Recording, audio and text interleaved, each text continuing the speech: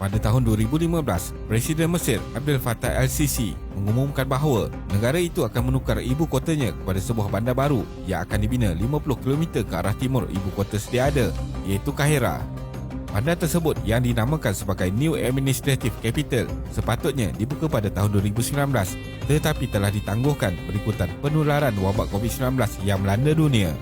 Tindakan mengubah ibu kota sebenarnya bukanlah tindakan asing bagi negara-negara di dunia ini.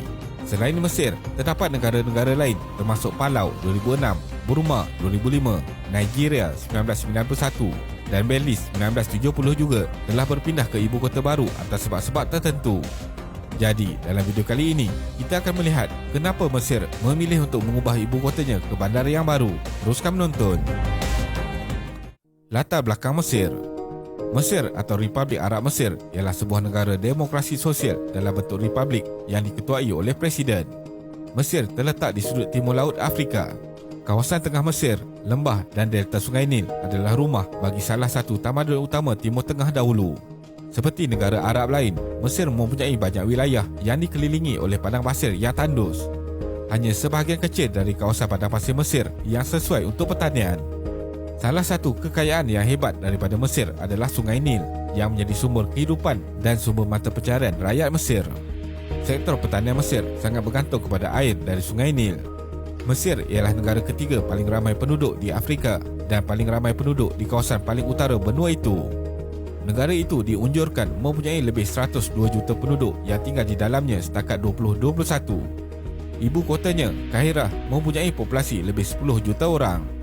Manakala Gubernur Giza yang sebahagiannya dikategorikan sebagai milik kawasan metropolitan Greater Cairo dan tempat terletaknya piramid adalah rumah kepada kira-kira 9.2 juta orang. Fungsi ibu kota. Ibu kota mengikut takrifan adalah tempat kuasa dan tempat proses membuat keputusan yang mempengaruhi kehidupan serta masa depan negara. Fungsi ibu kota berbeza daripada bandar lain di mana ibu kota berfungsi sebagai modal untuk menjamin pusat yang kukuh dan berkekalan. Selain itu, ibu kota juga memerlukan persekitaran khas yang menyediakan apa yang diperlukan untuk prestasi yang selamat dan cekap bagi menjalankan fungsinya sebagai kerajaan. Dari segi sejarah, pusat ekonomi negeri atau wilayah sering juga menjadi pusat kuasa politik. Ibu kota biasanya menarik minat orang yang mempunyai kemahiran yang sesuai untuk politik atau pentadbiran. Semasa zaman pertengahan di Eropah, negeri-negeri seperti Babylon, Athens dan London kerap kali melakukan perubahan ibu kota dan itu adalah perkara biasa. Sesetengah negara pula mempunyai beberapa ibu kota, manakala ada juga negara yang mempunyai satu bandar sebagai ibu negara tetapi dengan kebanyakan agensi kerajaan terletak di tempat lain. Di Chile sebagai contoh, Santiago adalah ibu negara rasmi tetapi Kongres Kebangsaan terletak di Valparaiso. Manakala beberapa negara kecil yang lebih berfungsi sebagai negara kota seperti Monaco dan Singapura pula menganggap negara itu sendiri sebagai ibu kota. Ibu kota baru Mesir. Ibu kota pentadbiran baru bagi negara Mesir terletak di timur ibu kota lama, Kahirah, iaitu di kawasan antara Jalan Kahirah Suez dan Jalan Kahirah Ain Sokhna. Tapak ini terletak kira-kira 60 km dari kedua-dua bandar Suez dan Ain Sokhna serta tengah-tengah Kahirah. Modal pentadbiran baru itu mempunyai jumlah kos menilai 60 bilion dengan keluasan keseluruhan projek sekitar 170,000 ekar dan anggaran populasi seramai 6.5 juta orang diwujudkan dalam langkah mengurangkan kesesakan di Kahirah. Fasa pertama projek tersebut meliputi 40,000 ekar yang melibatkan daerah kerajaan, daerah perniagaan dan daerah diplomatik.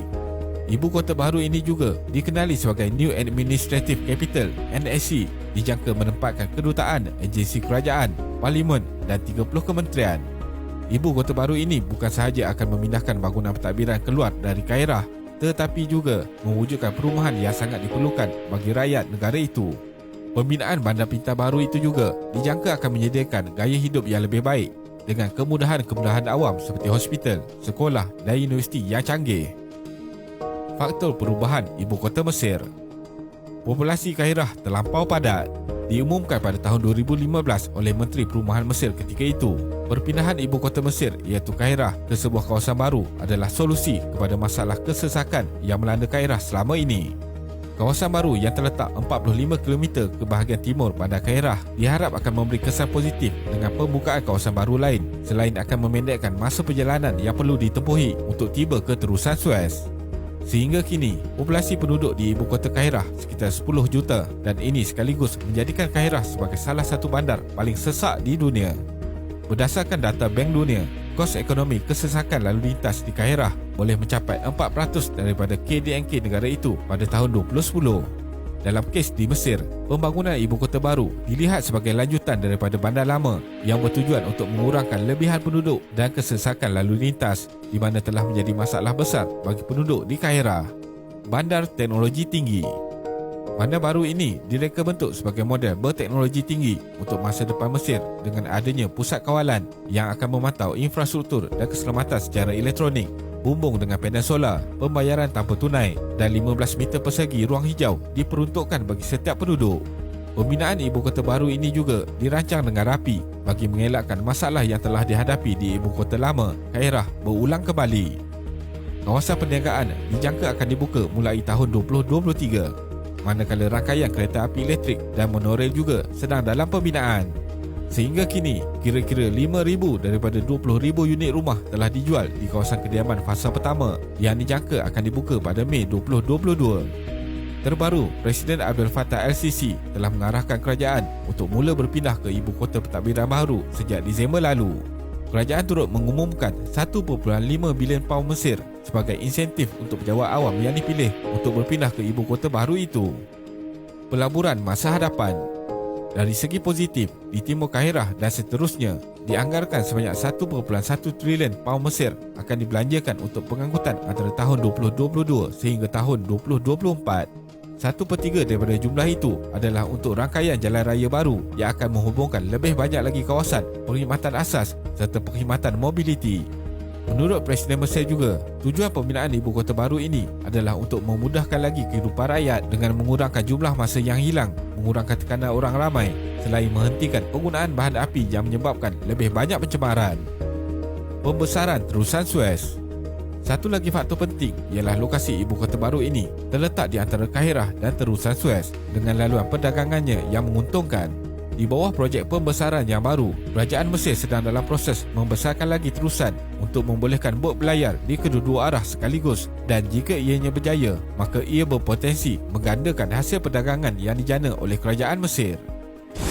Kesimpulannya, faktor kepadatan penduduk di Kairah yang telah mencecah 10 juta penduduk menjadikannya sebagai bandar mega, seterusnya menyebabkan kesesakan lalu lintas yang telah menjadi barah dalam kehidupan rakyat di Kairah di mana menjadi antara faktor utama perpindahan ibu kota Mesir. Masalah ini sebenarnya memberi banyak impak negatif kepada para penduduk, termasuk kesan dari segi kesihatan dan mental mereka. Terima kasih kerana menonton dan jangan lupa subscribe. Jumpa lagi.